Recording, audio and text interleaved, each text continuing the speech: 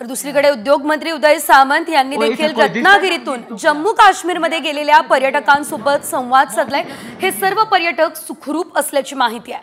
कुणाल देसाई आणि त्यांच्यासोबत रत्नागिरीमधल्या साधारणतः 20 जणांनी श्रीनगरमध्ये त्यांची माहिती असल्याचं कळवलं।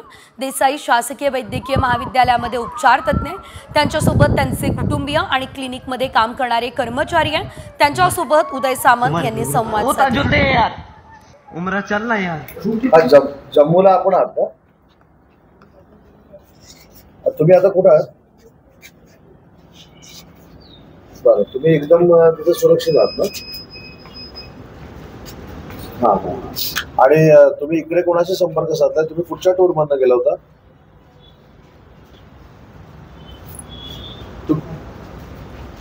हा बरं, तुम्ही किती लोक आहात? 20 जण पूर्ण सुरक्षित आहात ना? हा, मग ती यादी मला जरा व्हॉट्सअपवर पाठवाल का 20 जणांची?